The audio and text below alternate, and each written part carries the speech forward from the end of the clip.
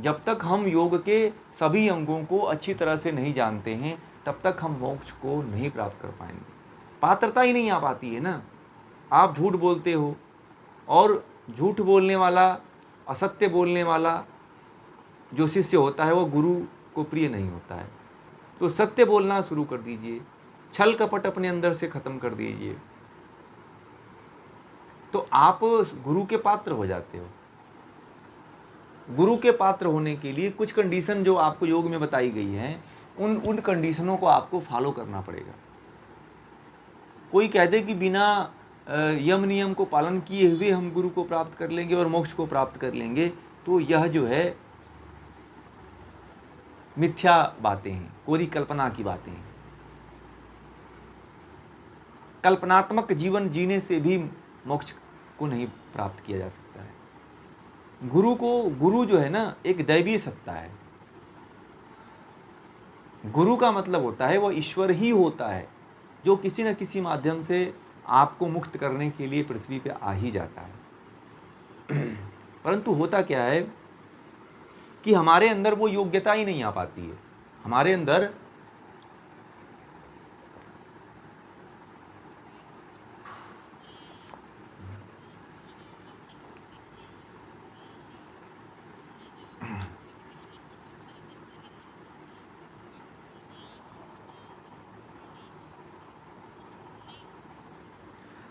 तो वह वास्तविक गुरु नहीं था ना। मैं तो ये कह रहा था उसके बारे में, उसका आशा ये था कि उसको गुरु मिला परंतु वास्तविक गुरु नहीं मिला।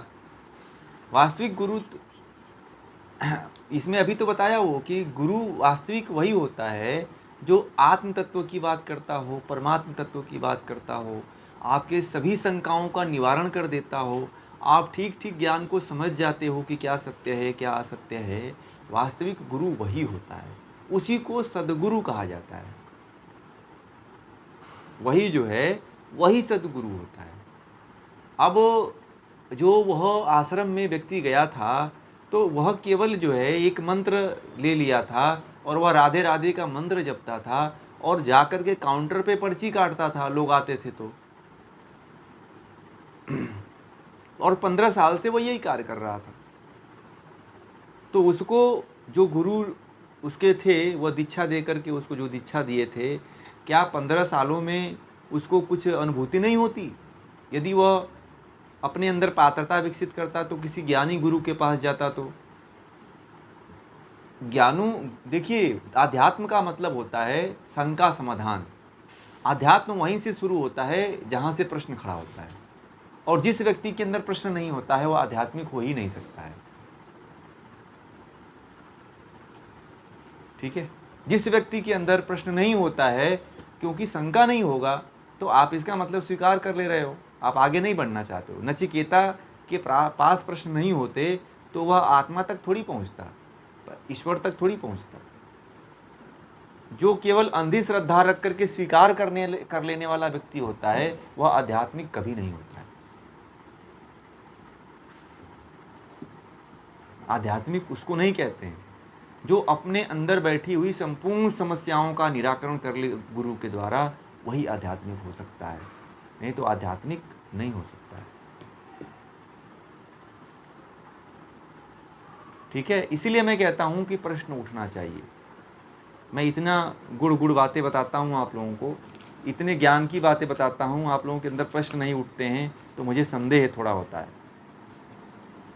क्योंकि जो संदेह इसलिए उठता है कि इसका मतलब समझ में नहीं आया या समझ में बहुत आ गया हो परंतु बोलना नहीं चाहते हैं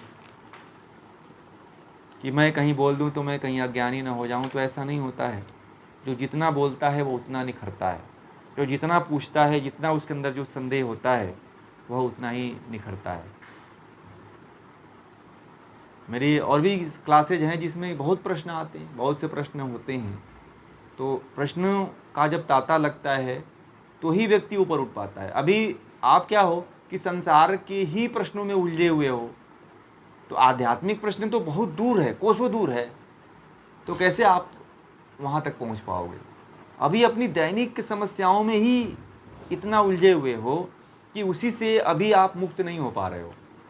सामान्य समस्याएं जो हैं आपकी, घर की समस्याएं हैं, उसी से अभी आप नहीं निकल पा रहे हो, तो आध्यात्मिक समस्याओं से कैसे निकलोगे आप? अभी आध्यात्मिक प्रश्न तो आप पूछते ही नहीं हो। मूलभूत आवश्यकताएं तो अभी आप जो जिन समस्याओं में घिरे हुए हो, वही समस्याओं को नहीं हटा पाते हो। अपने पारिवारिक समस्याओं को छुपा कर रखते हो आप लोग। एक व्यक्ति थे, बताऊं, 2-3 दिन की बात है, वह मेरे पास आए तो कहने लगे कि मुझे कुंडलिनी जागृत करना है। अभी 2-4 दिन की बात है। और कुंडलिनी जागरण वो इसलिए करना चाहते थे कि उनके घर में बड़ी अशांति थी, पत्नी से झगड़ा हुआ करता था डेली। तो वह उससे तंग आकर के जो है वो अध्यात्म की तरफ भागना चाहते थे, परंतु उनकी जो मूल समस्या थी वह पारिवारिक समस्या थी।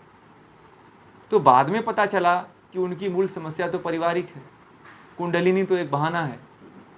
कहीं पढ़ रखा होगा, कहीं किसी ने बता रखा होगा कि कुंडलिनी को जागृत कर लो तो मोक्ष की प्राप्ति हो जाएगी, फिर संसार को छोड़ देना। तो ऐसे कुछ नहीं होता।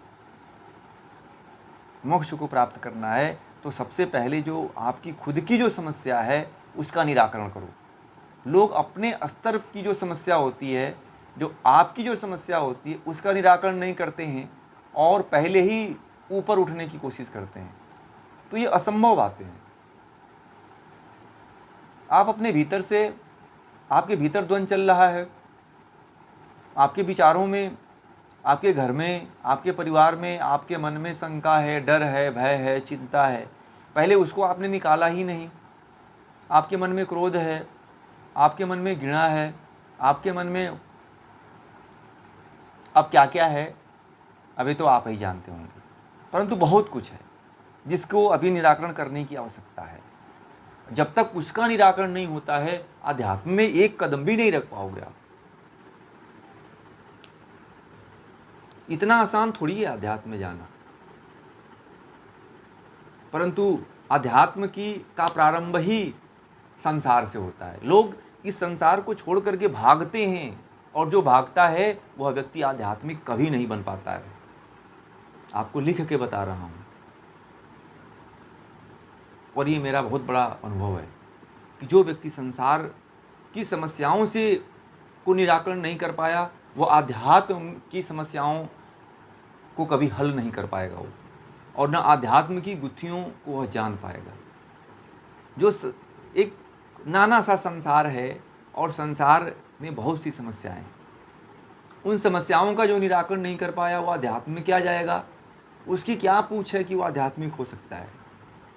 कभी नहीं हो सकता है। मैं आप लोगों को कह रहा हूँ, इसलिए संसार में पहले रहो। संसार में रह करके आप जो उसकी मूलभूत जो समस्याएं हैं उसका निराकरण करो आप, तब आप आध्यात्मिक हो पाओगे।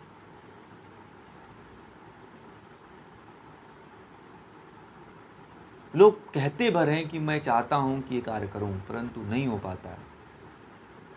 बड़े अजीब है लोग।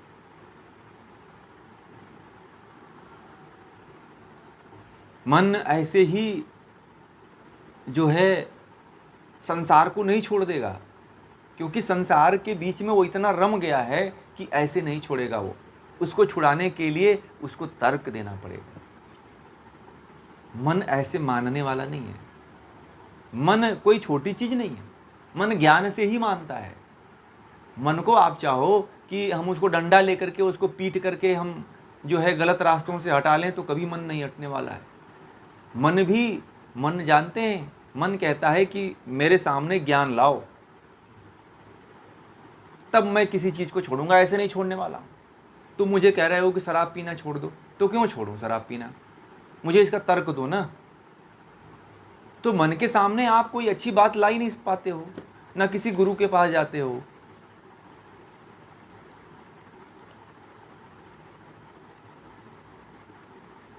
ना इसका शंका समाधान पूछते हो कि मन जो है शराब पीता है तो ये छोड़ता ही नहीं है शराब को। अरे भाई, मन को कुछ उससे ऊंची चीज दो ना आप। शराब से भी ऊंचा चीज कुछ है कि नहीं है? तो आपने मन को जो है सबसे नीचे दर्जे का काम दे रखा है। सबसे निचले जो थर्ड क्लास है वह काम दे रखा है। यदि मन को आप ऊंचे दर्जे का ज्ञान दो ना, आप हाईएस्ट जो क्वालिटी है, हाई लेवल का जो ज्ञान है वह दो आप उसको, फिर देखो कैसे वह जो है नीचे दर्जे में गिर रहा है। तो मन वैसे मानता ही है थोड़ी है। तो आप टीवी पे जाओगे, गूगल पे जाओगे, थोड़ी ये ज्ञान मिलेगा। ये तो ज्ञान गुरुओं के पास ही मिलता है। ये तो ज्ञान विद्वानों के पास ही जाओगे जो शंका समाधान करते हैं, वही दे सकते हैं। आप तो जाते हो किसी गूगल पे जाते हो, देखते हैं इसका क्या होगा सोल्यूशन, टीवी में जाते हो उसका सोल्यूशन ढूंढते हो, तो वहाँ नहीं मिलेगा ये। इस शंका का समाधान, मन को समझाने का ज्ञान यदि किसी के पास है जो जान गया, मन को यदि छोटी छोटी चीज़ों में मन फंसा हुआ है तो मन को बड़ी चीज़ देने का अवसर प्रदान करो, बड़ा ज्ञान देने का अवसर प्रदान करो। मन देखो छोड़ देगा उसको। एक व्यक्ति ने कहा कि मैं जो है वैश्यावृत्ति में फंसा हुआ हूँ। तो मैंने कहा कि तुम मन को बार बार वही परोसते हो, इसीलिए वैश्यावृत्ति में फंसे हुए हो। तो मन को कुछ अच्छा दे दो ना मेरे भाई, क्यों उसे बार बार वही कचरा चीज़ उसके सामने लेके जा रहे हो। तो बोला कि अच्छा चीज़ क्या दूं? तो बोला ज्ञान दो ना उसको। मैंने कहा ज्ञान दो। एक दिन आया, दूसरे दिन आया, तीसरे दिन आया, चौथे दिन आया, नहीं समझ में आया उसको। मैंने कहा कि बस सुनते रहो तुम। तो एक दिन जब वो ज्ञान को सुना तो बोला कि अब तो मन उधर जाने का मन नहीं करता है। कुछ ऐसी बातें थी जो उसके मन में जाकर के घुस गई और मन ने उस बात को सुन लिया। विवेकानंद के बारे में पता है? विवेकानंद एक बार जो है जा रहे थे तो रास्ते में वैश्या का घर पड़ता था। तो क्या होता था कि वैश्या वहाँ पे गान कर रही थी, नाच रही थी। तो नाच रही थी तो विवेकानंद ने सोचा कि ये वैश्या का घर पड़ेगा तो मुझे अब घूम के जाता हूँ, नहीं तो ये इधर चित्त मेरा डिस्टर्ब हो जाएगा। विवेकानंद घूम करके जाने लगे और उनका मन जो है उस वैश्या की तरफ ही था। ठीक है, वो जो गाना गा रही थी बड़ा ही मधुर गाना गा रही थी और बड़ा ही तात्विक गाना गा रही थी। वो विवेकानंद के मन में घुस गया कि अरे ये तो मैं सन्यासी होकर के भी उस वैश्या से घृणा कर रहा हूँ, परंतु वह जो गा रही है वो तो एकदम तात्विक ज्ञान है। उसके जाके चरणों में गिर गए, कहे कि मैं आपको देख करके और 1-2 किलोमीटर दूरी घूम करके आया।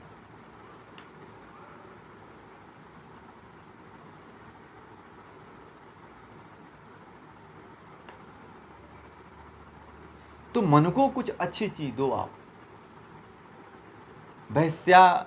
वैश्यालय में रह करके भी व्यक्ति आध्यात्मिक हो जाता है, परंतु केवल एक ही भोजन परोसोगे ना तो वो तो वही खाएगा बार बार। तो मजबूरन में खाना ही पड़ता है। पशुओं को बांध दिए वो रस्सी में, और रस्सी में बांध करके उसके सामने भूसा डाल देते वो सूखा, तो वो मन मार के खाता ही है। अब वो बंधा हुआ करे क्या, है कि नहीं? अब वो तो बंधा हुआ है खूंटे में, तो करेगा क्या? इसीलिए सत्संग की जरूरत पड़ती है, इसीलिए गुरु की जरूरत पड़ती है। जीवन में आप अपने लिए किसी ऐसे गुरु की तलाश करो जो आपकी शंकाओं का समाधान करे।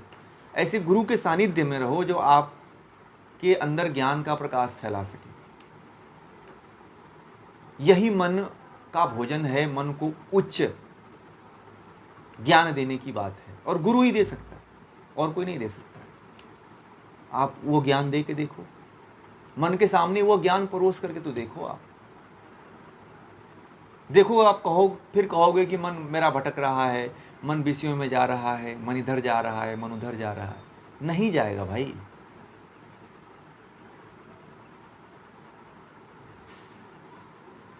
महर्षि पतंजलि ने कहा है कि यही मन जो है, मन की जो वृत्तियां हैं, इन वृत्तियों में रहने वाला जो चित्त है, इन वृत्तियों में समाधि भी छिपी हुई है और इन वृत्तियों में जो है भोग भी छिपा हुआ है। तो आपके ऊपर निर्भर करता है कि आप चित्त को कहाँ लगा रहे हो। ऐसा नहीं है कि चित्त हमेशा वैश्यावृत्ति और गलत कामों में ही फंसा रहेगा। चित्त को यदि घुमाना चाहते हो, चित्त की दिशा मोड़ना चाहते हो, तो चित्त मुड़ भी जाएगा। चित्त को कह दो कि मुझे होटल का खाना नहीं खाना है, तो मान जाता है।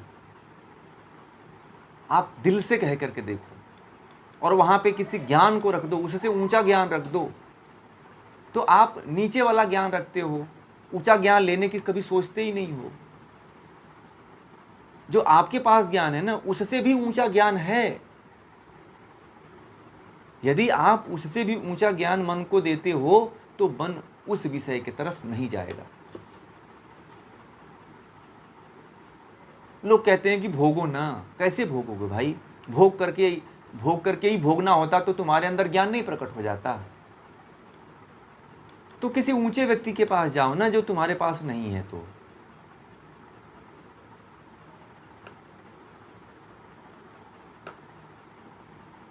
हो सकता है कि उसका एक ज्ञान तुम्हारे मन को बदल के रख दे। और होता भी है कि नहीं होता, ये बताइए। होता है कि नहीं होता है?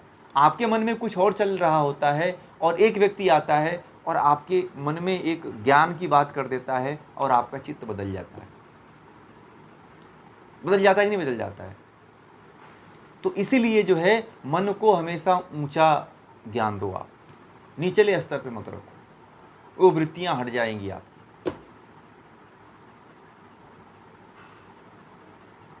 ठीक है ना?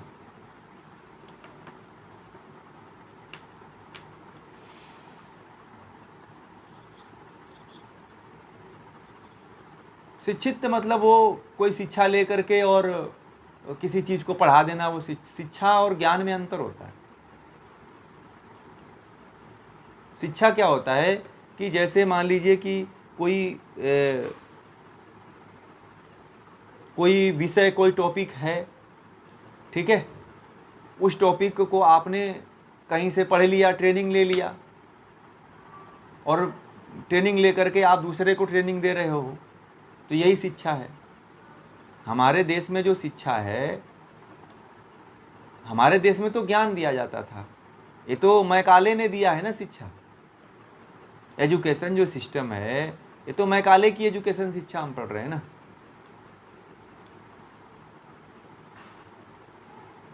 ठीक है ना? ये जो शिक्षा आप ले रहे हो ना, सीखा, शिक्षा मतलब आपने कहीं से कुछ सीखा है। ठीक है?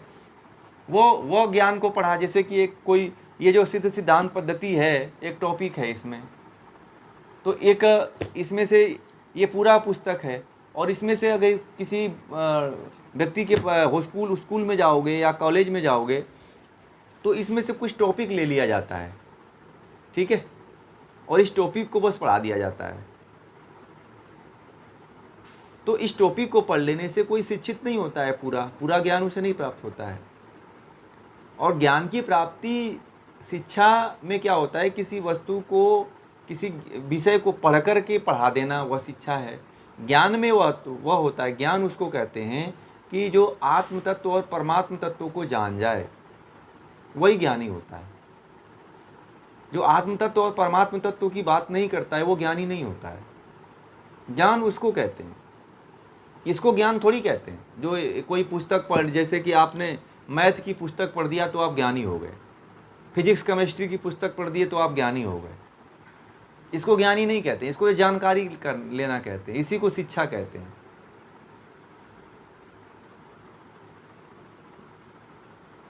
ज्ञान में तो महर्षि पतंजलि ने कहा है कि आपको दिव्य प्रकार की बुद्धि प्राप्त होती है, जिसे ऋतंभरा बुद्धि कहते हैं ना। ये सामान्य बुद्धि से भी ऊंची बुद्धि प्राप्त हो जाती है आपको। ऋतंभरा नामक बुद्धि प्राप्त हो जाती है। तो जो सामान्य मनुष्य सोचता है, उससे ऊंची सोच आपके अंदर आ जाती है।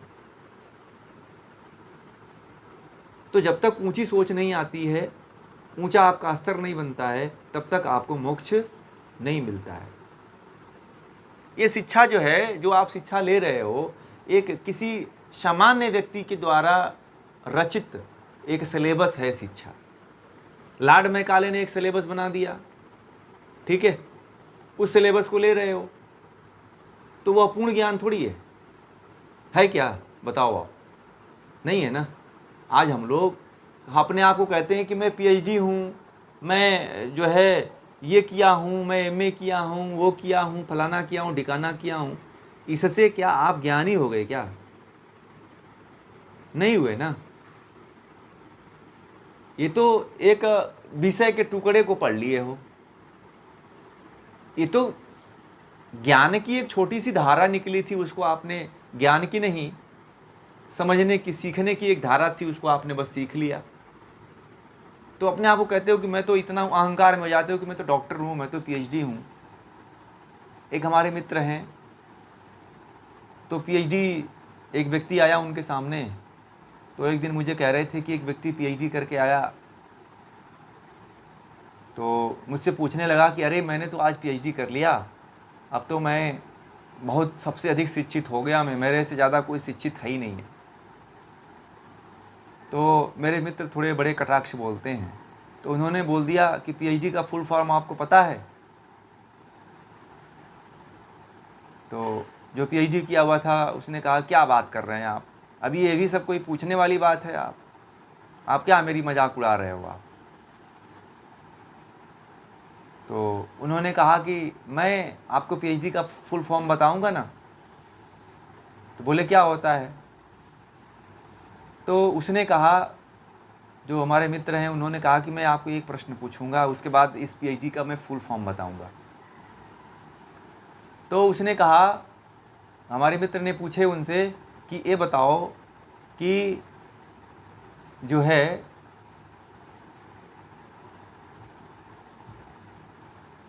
भगवत गीता जो है, भगवत गीता कहाँ से लिया गया है? तो बोले कि अरे हमारे टॉपिक से संबंधित पूछो भाई, आप तो पता नहीं भगवत गीता उता की बात करने लगे, अब गीता पूछ रहे हैं कि कहाँ से लिया गया। ये कोई बात थोड़ी है। अरे हमारे विषय से पढ़ो, पूछो ना, जो मैंने विषय में पीएचडी किया है। आप इधर उधर का टॉपिक लेकर के बात करोगे तो थोड़ी मैं बात कर पाऊँगा। मैं एक्सपर्ट बना हूँ तो मेरे विषय से संबंधित प्रश्न करो। तो उस मेरे मित्र ने एक ही बात कहा। तो अब उसने कहा कि मैं बताऊँगा पीएचडी का फुल फॉर्म। तो बोला बताओ। तो उसने कहा परमानेंट हेड डैमेज, पी से परमानेंट, एच से हेड और डी से डैमेज। वह क्यों कहा?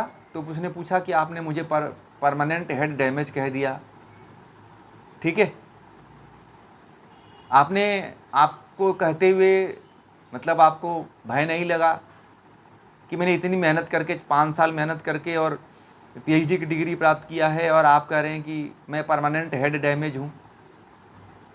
तो बोला कि वास्तव में आप परमानेंट हेड डैमेज ही हो। क्यों?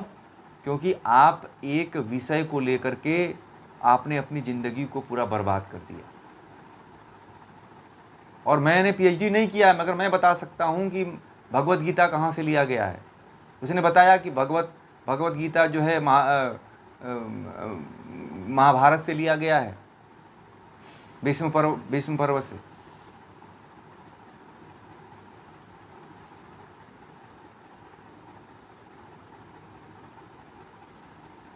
जब ये बातें जब उसने बताया तो वह इस बात को मान गया, बोला अरे आप तो हमसे भी बड़े निकल गए, तो सही कह रहे हो, हम लोग परमानेंट हेड डैमेजे हैं। तो जो पीएचडी करने वाला होता है वह एक विषय को लेकर के अपनी पूरी ज़िंदगी को नष्ट कर देता है। यही है मैकाले शिक्षा। समझ गया? समझ रहे हैं आप? एक ही विषय को लेकर के लकीर का फकीर हो जाना, इसी को मैकाले शिक्षा कहते हैं, परमानेंट हेड डैमेज। तो पीएचडी वाले जितने होते हैं उनको देखिएगा, उनका दिमाग जो है एक ही विषय पे बात करता है, कट पेस्ट कॉपी उनका माइंड हो जाता है पूरा। उनका माइंड केवल अपने टॉपिक के इर्द गिर्द पूरे जीवन घूमता रहता है। उनसे और किसी विषय पे बोलने के लिए कहिए, वो बात ही नहीं कर पाएंगे, बोल ही नहीं पाएंगे, प्रश्न का उत्तर ही नहीं दे पाएंगे। मेरी कई प्रोफेसरों से मैंने इसके बारे में उनका चर्चा हो चुकी है, परंतु वास्तव में मैंने इस चीज़ को देखा कि वह जो मेरे मित्र हैं उन्होंने वो जो कहा करते थे बात को कि ये जो पीएचडी वाले हैं वो परमानेंट हेड डैमेज हैं, तो मैंने इसकी परीक्षा करने की कोशिश किया तो वास्तव में बात सिद्ध हुई।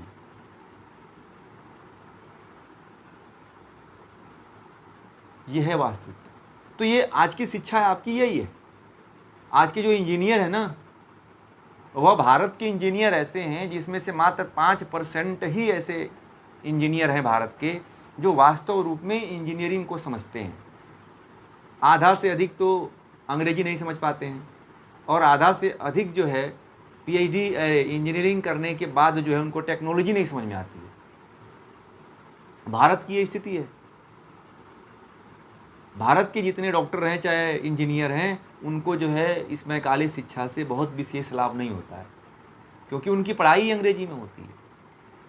और भारत के ऐसे युवा हैं जो अंग्रेजी समझ ही नहीं पाते हैं। बहुत से मैंने लड़कों से पूछा तो वो बोले कि हमने 4 साल में केवल अंग्रेजी सीखा है। अंग्रेजी में पेपर देना, अंग्रेजी में लिखना, अंग्रेजी में बोलना, हमने यही सीखा है। हमको तो कुछ समझे नहीं आया कि इसमें रिसर्च क्या करना है, नई खोज क्या करना है। भारत के इंजीनियरों को देखिएगा, भारत का इंजीनियर आज भी है जो एक पुल नहीं बना सकता है। ठीक है, 2 पाए पे एक पुल नहीं बना सकता है भारत का इंजीनियर, आज भी ऐसा है। परंतु भारत का गांव में रहने वाला एक व्यक्ति जो है, आज भी जो गांव का जो कलाकार है, जो गांव का जो प्राचीन उद्योग चलाता था, आप चले जाइएगा, वो ऐसी ऐसी टेक्नोलॉजी उसके पास है जो बड़े बड़े इंजीनियर के पास नहीं है। क्योंकि हमारे देश में जो 64 कलाएं पढ़ाई जाती थी वह मैकाले शिक्षा के द्वारा नहीं पढ़ाई जाती थी। वह ज्ञान जो है कैसे दिया जाता था पता है आपको? वह सिखाया जाता था, वह शास्त्रों के माध्यम से पढ़ाया जाता था कि वह जीवित रह सके। 64 कलाएं सिखाई जाती थी। नालंदा जैसे विश्वविद्यालय में, तक्षशिला जैसे विश्वविद्यालय में 64 विद्याएं पढ़ाई जाती थी, जिसमें सब लोग पारंगत होते थे। परंतु अब ऐसी विद्या नहीं दी जाती है। आज की शिक्षा किसी काम की नहीं है। आज की शिक्षा जो है कचरे में डालने वाली शिक्षा है। भारत की भारतीयता के आधार पे भारत की शिक्षा है ही नहीं। आप ये बताओ, जो मैथ पढ़े हो आपको किसी काम आती है? जो आपने फिजिक्स केमिस्ट्री पढ़ा था वो आपके कभी काम आता है? कभी काम नहीं आता है। काम वास्तव में हमें वही आना चाहिए जो हमारे जीवन से संबंधित हो, वह शिक्षा होती है। ठीक है, तो आज की शिक्षा के बारे में बहुत कुछ